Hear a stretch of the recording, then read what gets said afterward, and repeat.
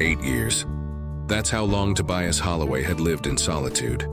His only companions, the wind howling across the prairie, and the 2 aging horses he cared for with gentle hands and a quiet word. Once, his ranch had rung with laughter and the busy warmth of family. Now a thick silence pressed against the sagging walls, broken only by the crackling fire and the rhythmic clink of harness buckles he tended by night. Outside, a storm battered the world, the kind of storm that made the land tremble and honest men hole up inside. Every stinging drop that struck the wood sounded like a warning, a reminder that nature held sway here, away from law and comfort. On this night, Tobias mended an old bridle by the fire, lost in memories he tried not to revisit. Then came the knock. It halted his hands mid-motion, a sound out of place in a world that had largely forgotten him. This was no neighbor's polite tap.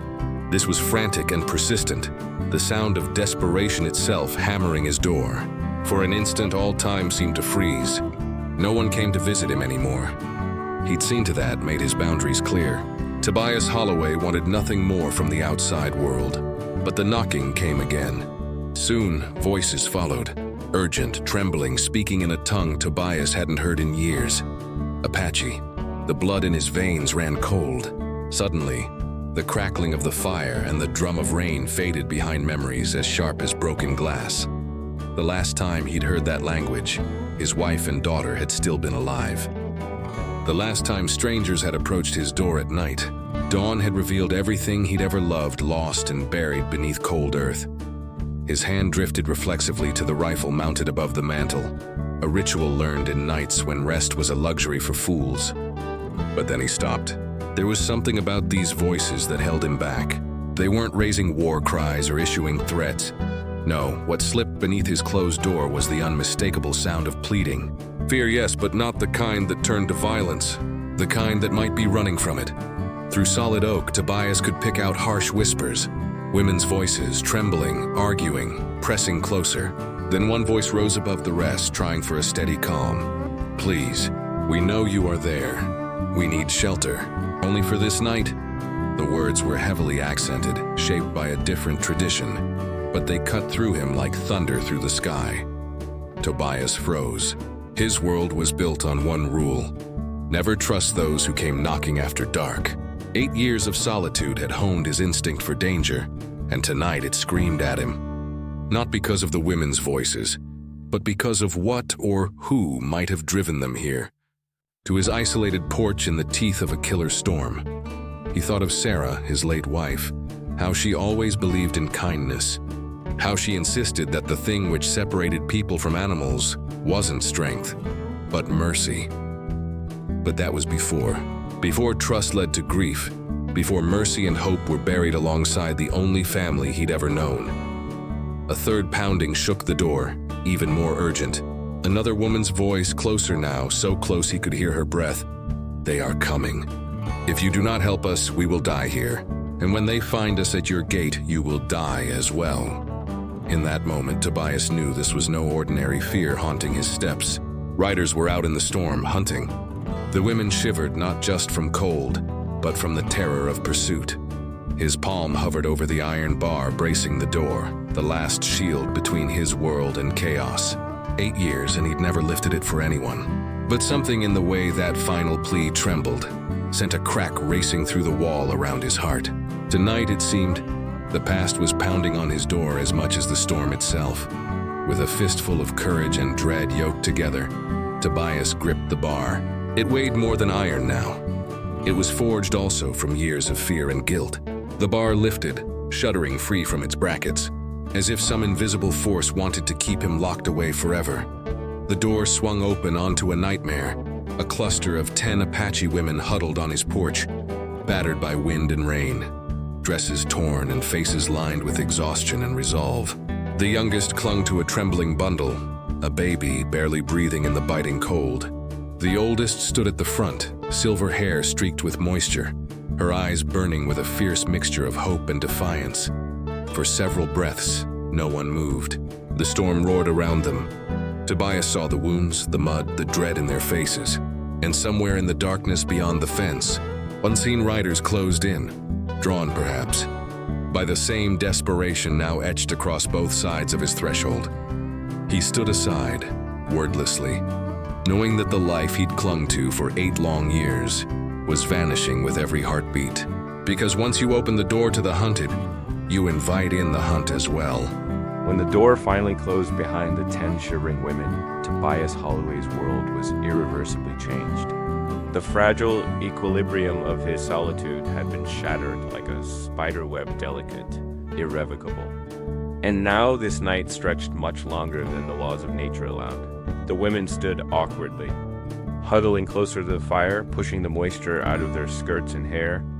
Some of the younger ones glanced at Tobias' fear, determination, hope, and weary challenge etched into their eyes, everything that desperation carried with it.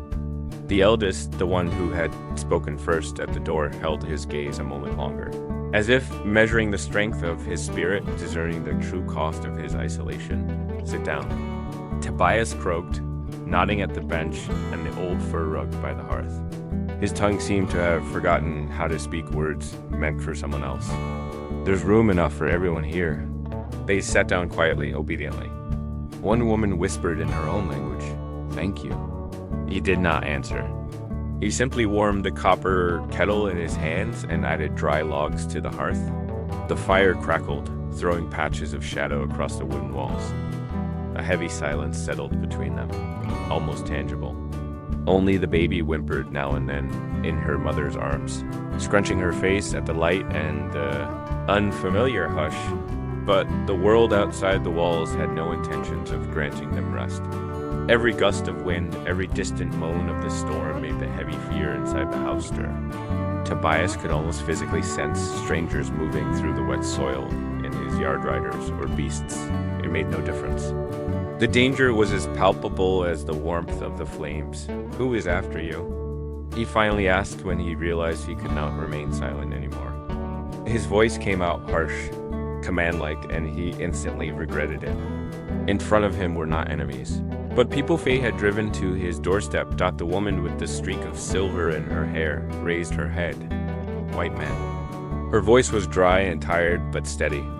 "Men of your blood. They burned our winter camp beyond the river. They say there's no forgiveness. We survived, and now we seek somewhere to hide from the night and from death." Tobias felt a strange, suffocating heaviness in his chest. The world this woman came from was closer and more familiar than he wanted to acknowledge, and he didn't know what he feared more.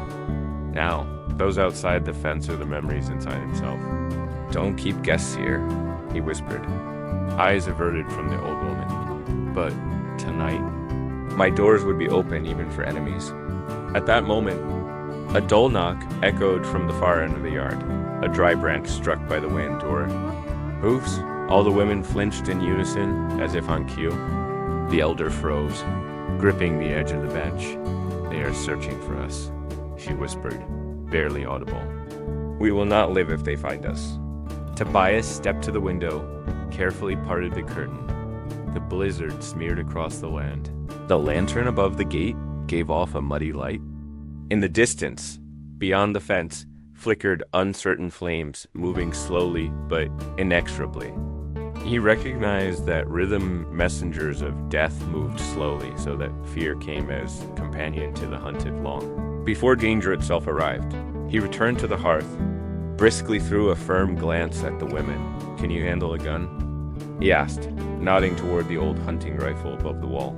One of the younger Apaches straightened instantly, nodding silently. The woman holding the baby stood beside, clutching the child with one hand and fingering the edge of her cloak with the other, as if imagining a weapon slung across her body. The elder nodded. "We are not children." Tobias took a bag of bullets from the shelf. His movements were quick and sure old reflexes of command returning, though reliable allies had been absent in his life for years. If anyone is wounded, stay by the hearth. Anyone who can hold a gun, watch the windows. Even if you do not need to shoot, let the enemy see this house is defended. The Apaches exchanged glances for the first time. There was something like respect in some of their eyes. He sensed these women had survived too much to fear him. They were frightened by the unknown and the pursuit, but not by the homeowner. Time stretched heavily. The women followed orders, fanned out to corners, seeking vantage, hiding behind barriers. The youngest children clustered by the fire, silently watching their mother care for the baby. The adults checked rifles broken, borrowed, but still familiar. Tobias lingered near the door, listening intently to the night. Now every wind, every crack became a possible signal of threat in one of those long moments. A rusty creak sounded at the yard gate. One of the riders peeked toward the lights. For an instant, the house filled with a strange, solemn fear. Red patches of flame slid across the floor, flashed over the exhausted faces. "Don't make a noise," Tobias whispered. "Be stone." He pressed to the wall, gripping his gun. Shadows beneath the window moved too, no more. They talked quietly, laughed, tapping on the fence. Perhaps the fire inside unsettled them, or rather, attracted one of the Apaches.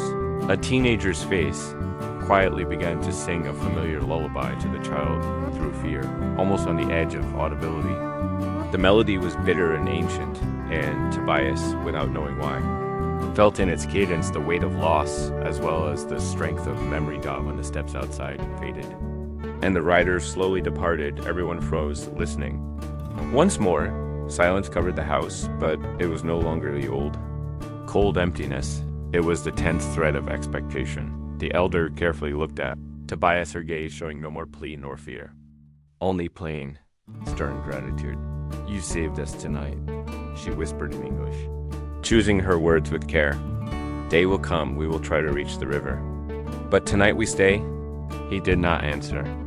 He simply sat down with his back to the wall, rifle laid across his knees, wondering for the 100th time that night where he found the strength to let someone else's pain enter. The women lingered for a long time, settling around the hearth, and the night outside no longer seemed so endless. For the first time in 8 years, Tobias slept in that house not alone.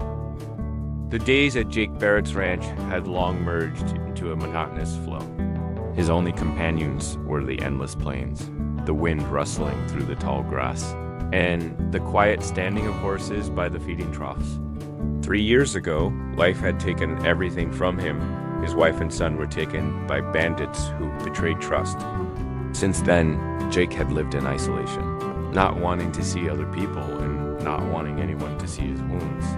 The morning began as usual. The cold light of dawn awakened the vast fields, and Jake went to the old barn to check the structure and prepare the horses for the day. His home seemed more like a part of the landscape. A weathered wooden house with peeling boards, a garden overgrown with large dry branches and deep shadows on the ceiling. Each sound echoed in his head, reminding him of his loneliness.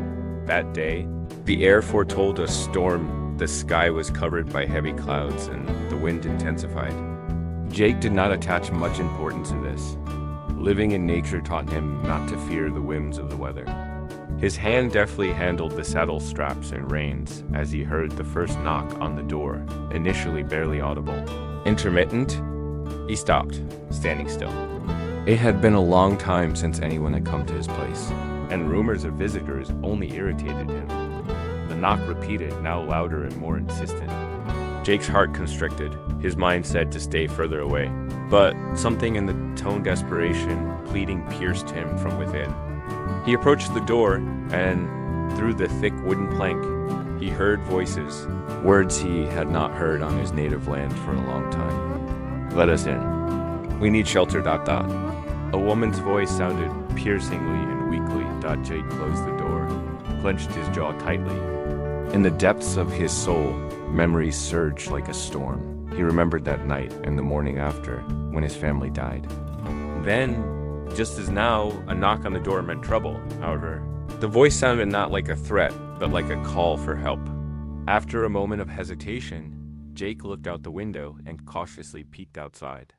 On the porch, almost invisible in the twilight, stood figures, exhausted women and children, all worn out and frightened. One little boy clung to his mother's hand, and another girl shivered from cold. Their clothes were dirty and torn, faces scratched by branches. Eyes full of horror, Jake understood. Refusing to help would condemn them to death in this gale and cold. But allowing them in meant danger for himself. He hesitated, gripping an old rifle, ready to defend himself. After a few moments, as if overcoming an inner barrier, he moved to the door and unlocked the latch. The door creaked, and onto the porch came 10 people, women and children from a neighboring state, fleeing persecution. Their stories filled the house with voices that had not sounded in Jake's heart for a long time. "We were running from people who wanted to take what's ours," said one of the women, with a tired yet resolute gaze. "They don't care who we are. We need safety for just this one night." The storm outside reminded him of the approaching tempest, and in Jake's head, worries swirled. He could save these people, but this could destroy his seclusion.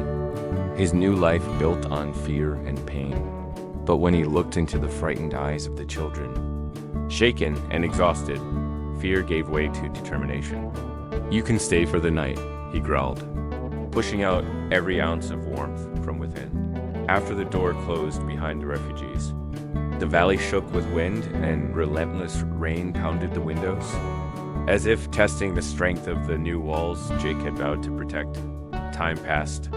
Those 10 people, women and children, settled into the barn and kitchen, tearing up jeans, bandaging wounds, sharing stories. Jake listened, not intervening, as a new hope was taking shape inside him. However, the calm did not last long. Tomorrow, the pursuers the women spoke of might appear at the ranch door, and once again, Jake would have to make a choice fight for those who were not his family. Risk everything, or lock himself in solitude once more that night. He could not sleep nor walk to the fire. His thoughts were torn between fear and duty to help. In his memory, the words of his late wife resurfaced. "Courage to be kind is not weakness. Jake, it's the strength possessed by a few." Early in the morning, the wind subsided, and in complete silence, Jake hid in the barn with a rifle. Ahead of him, endurance that could turn his world upside down forever. The storm began to gradually subside, compressing the blue cheeks of the sky in the oppressive embrace of a gray dawn. The wind, which had seemed like a fierce, omnipotent robber in recent days, now turned into a cold, gentle breeze, rustling dry leaves and swaying the long grass covering Jake Barrett's ranch. The house, worn and almost faded from the pastoral picture, acquired a quiet austerity characteristic only of those who had experienced much. It stood stubbornly, facing the new day that Jake had not slept for a long time, at least not what could be called sleep. His eyes remained vigilant, attentive to every sound inside and outside. At night, the heavy breathing of the fireplace and the faint sound of falling droplets inspired mixed feelings, hope and apprehension. He knew that now his fate was tied not only to his own wounds, but also to the fate of those who found themselves at his doorstep, tired and frightened women and children. However, this new responsibility did not give Jake peace of mind. In his chest, a fierce battle raged. The mission to save them was the only spark in his life, but it could also become a fatal trap. The bandits who were chasing them were not going to give up. Their shadows were already sliding across the horizon. Like harbingers of a second storm, ominous and deadly dot by day, the ranch was filled with tense bustle. Women bent over bandages, carefully tended to the wounded. The air held the smell of simple roasted meat, strong coffee, and the old wood smoke that wove into every breath. Children hid in corners, tired and helpless.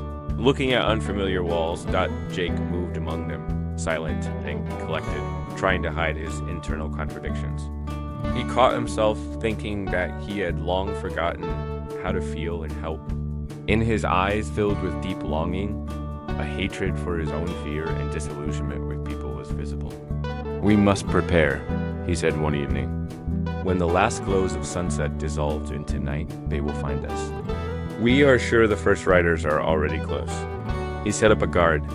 Several old rifles and revolvers, which had been stored under lock and key, were retrieved and distributed among the strongest men in the group. Although there were few, almost all the refugees were women and children. Meanwhile, in the wild thickets of the forest nearby, dark silhouettes of riders flickered. They moved quickly and silently, knowing they could easily catch the unprepared. The man leading the group was tall and thin, his face hidden in the shadow of a wide-brimmed hat. His eyes burned with a desire for gain and power. "We've approached Barrett's ranch," he whispered, surveying his companions. "Those we are looking for will not escape from us this time." No mercy. The group accelerated, eager to catch the heroes off guard. The howl of the wind seemed like a blessing to them, masking their approach to their target got in the ranch. Jake sat by the fireplace, embracing his knees with his hands, and thought about everything. His soul was tormented by the question, could he trust these strangers in such a troubled hour? Memories of past betrayals and sorrows brought painful shadows to his face. Gray and rugged, like Stone Dot at that moment, a woman approached him, the same one who was with the children. Her gaze asked for actions, not words. "Jake," she said softly, "they will not stop. To survive, we must unite, not hide." In these words, there was a truth that was hard to accept. But Jake's heart trembled for years of solitude. He had forgotten the strength people possess when they work together. The following days became a time of preparation and battling with their own fears. Jake and the refugees fortified fences, laid traps, and learned to handle weapons. Each learned to listen and open up to each other. Men told stories, women baked bread, children played on dusty lawns, forgetting their fear for at least a moment. However, in the quiet of the night, the earth continued to whisper of their approaching danger. And Jake increasingly found himself thinking that the battle would be not only with external enemies, but also with himself. Internal demons, forgotten hopes, and the bitterness of the past eroded the fragile world built on the foundations of trust. And then, in one of the late evenings, when the shadows deepened, Jake heard in the distance the sound of horses. His heart pounded in his chest. It was time to stand his ground. The cold dawn broke over Barrett's ranch with a fragile light, barely piercing the thick clouds that still lingered from the passing storm. The wind had fallen nearly silent, as if the earth itself was holding its breath.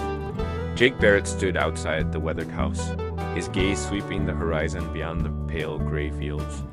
His jaw was tight, muscles coiled like a predator preparing to spring. The quiet before the storm was more terrifying than the storm itself. Behind him, the refuge of weary souls stirred with nervous energy. The women moved with careful urgency, finishing last-minute preparations. Children clung to each other or huddled where safety seemed likeliest, faces pale but still alive with the faint spark of hope. The men, few in number and lean with exhaustion, checked their weapons, eyes sharp and restless as wolves eyeing distant prey. Jake felt the weight of every pair of eyes upon him, carrying their silent trust and desperate prayers. He had become not just their protector, but the fragile pillar holding their lives together. His own fears and doubts still haunted him in quiet moments. Could he really shield them from what was coming? Was this mission of salvation doomed to end in ashes? Yet there was no turning back.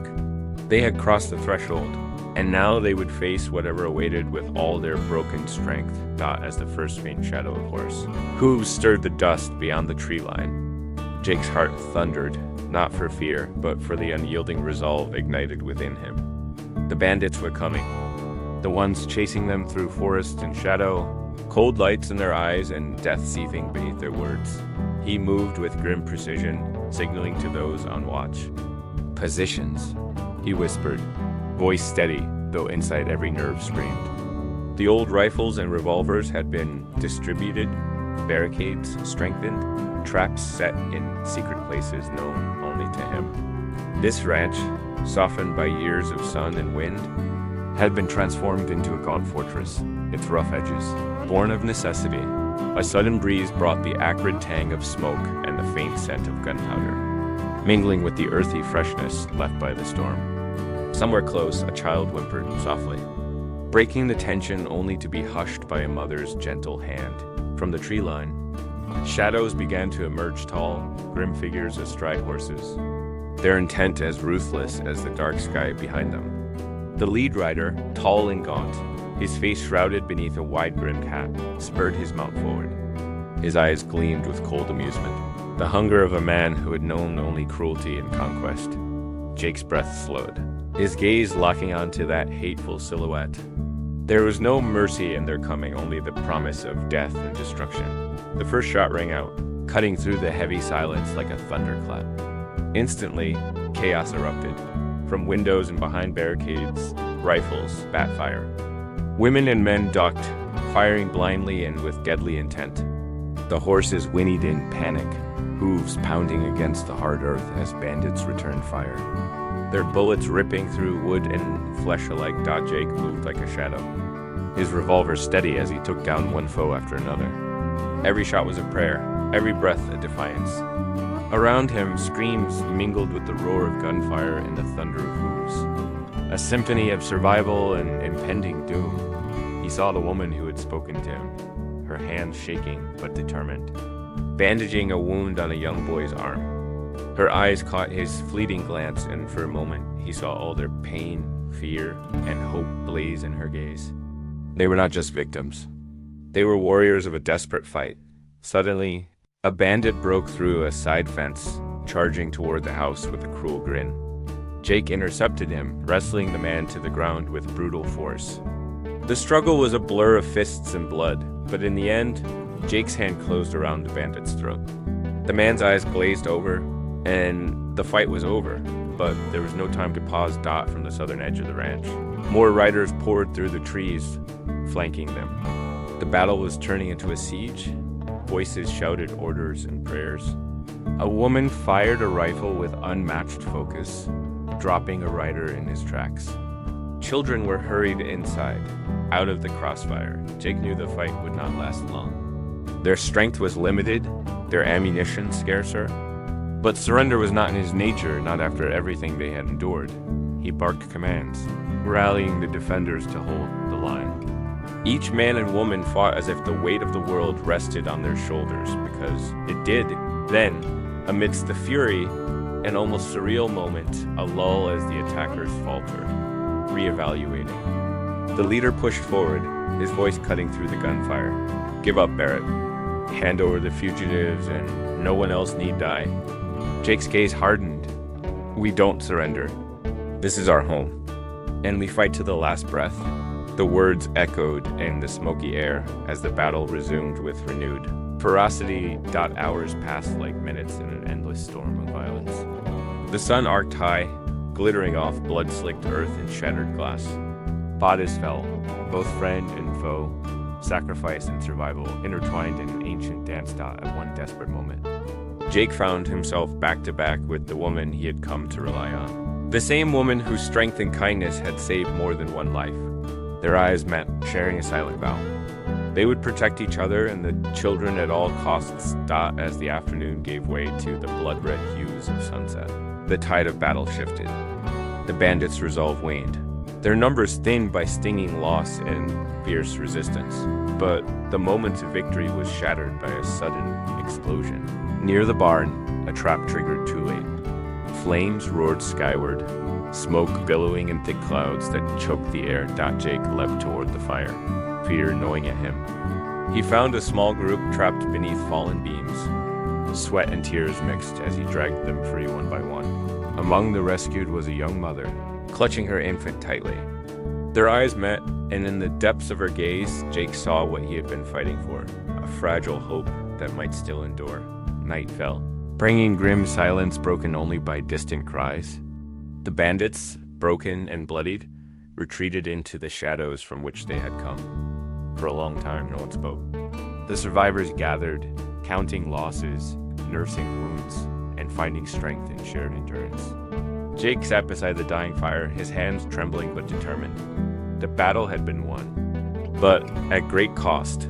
He looked up at the stars barely visible beyond the clearing clouds and whispered, "A vow to the dark sky. This is only the beginning. Together we will rebuild.